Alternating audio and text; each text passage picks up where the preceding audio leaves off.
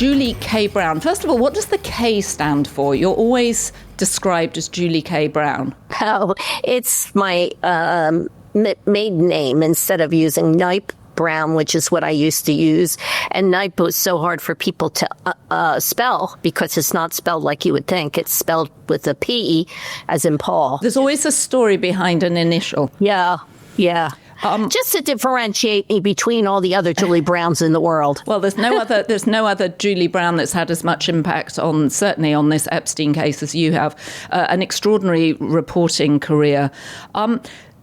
Your journalism obviously led to the rearrest of Jeffrey Epstein in 2019, which was actually a story the Daily Beast managed to get a heads up on. That's right. You have spent years of your life reporting the Jeffrey Epstein story. What did you think when you heard that Todd Blanche, the president's former personal lawyer and now number 2 at the Justice Department, was himself going down to a Tallahassee court to interview Ghislaine Maxwell, who, I just want to remind people, was sentenced to 20 years for sex trafficking for being Jeffrey Epstein's partner in crime, in soliciting schoolgirls to attend to his endless sexual needs? Well, I thought that it's a little too late, to be honest with you. I don't know why the Justice Department didn't find out what she had before.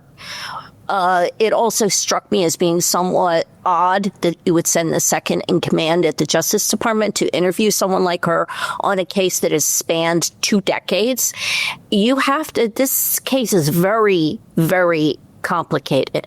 And you really have to know everything that she has said previously in order to gauge whether what she's saying now is consistent with what she has said in the past. And I sense from everything that's happened under the Trump administration that they have not fully looked at this case, and the history the way they should, or they wouldn't have been stuck with binders full of dated material that they released as if it was some big new information dump here. It was all, information that we had already had in the public eye for years. So they don't fully grasp how big this case is and how complicated it is.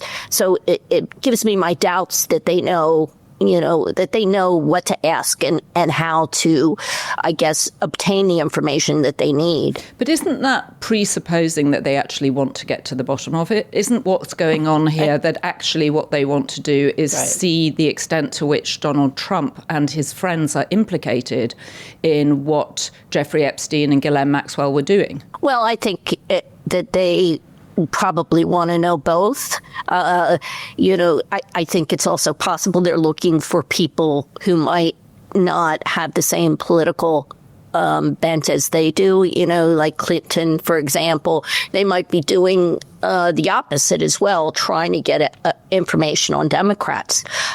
Look, I always say when I talk about this story, because people inevitably bring up the political issue, sexual assault doesn't discriminate based on political party.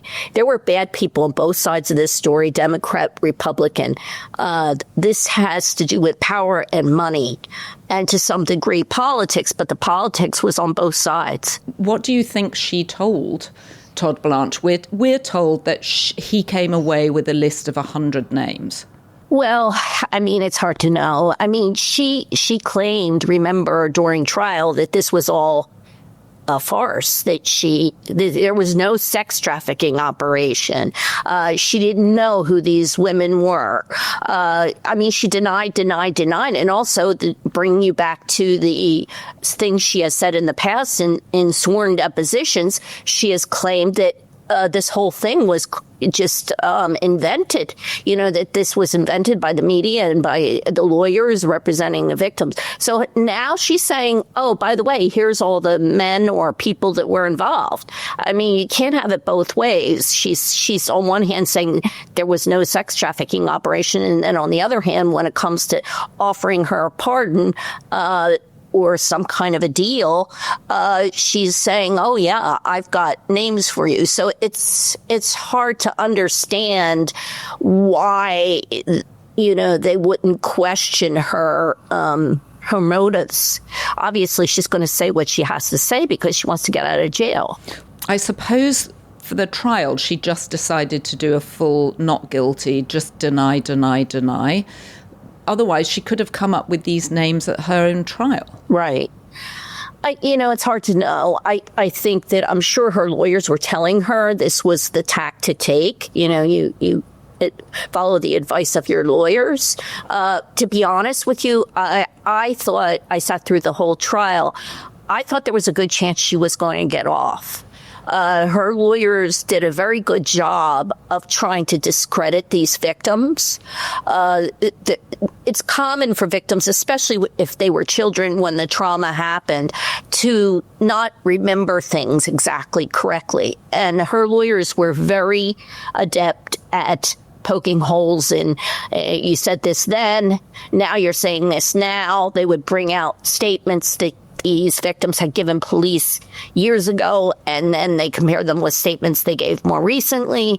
And just watching these young women go through this again was very hard to watch. And maybe that's what swayed the jury, the emotion of the whole thing. But I do think that the case that they presented was somewhat weak. So I think it's possible that Ghislaine and her attorneys thought that she was going to get a not guilty verdict or be convicted of something very minor. Right, but she wasn't. She was convicted of sex trafficking. She was sentenced to 20 years. Her appeal was turned down in November. Mike Johnson, the leader of the House, yesterday on Face the Press, we're recording this on Monday morning, said he thought she should have got life imprisonment. The crimes were so horrible. So yeah. What are you hearing from victims in terms of their response to Todd Blanche rushing down to Tallahassee to talk to her father? They are angry, frustrated, re-traumatized, disappointed.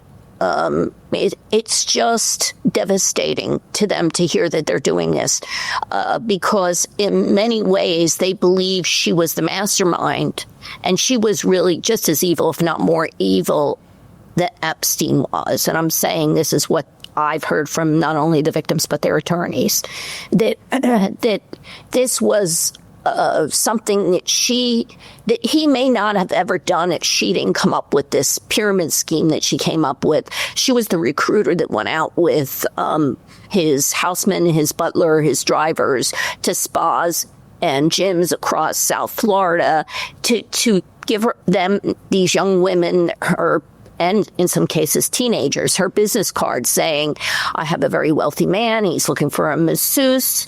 They didn't go out and go out and get prostitutes.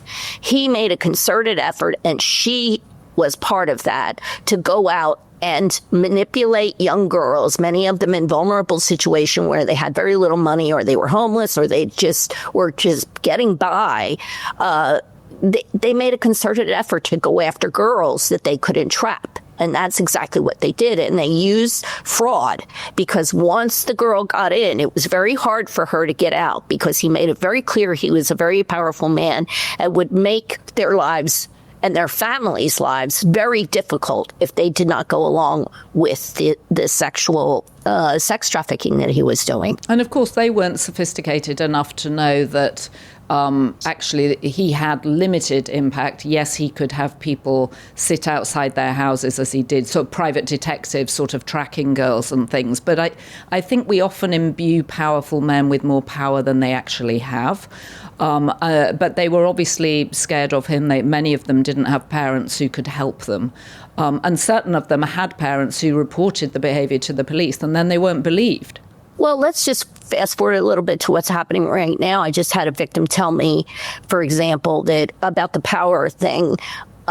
She said, this is very scary to me, because if the president of the United States can cover this up, could you imagine who is involved with this? And this is the words of a victim to me. They believe that if this is now squashed, for example, that there's so many people that are in these files, that they must have a lot of money and a lot of power. So it's the idea of it, I think, that terrifies them. It's not necessarily reality, and we don't know what the truth is, but releasing those files, at least a good portion of them, would help, I think.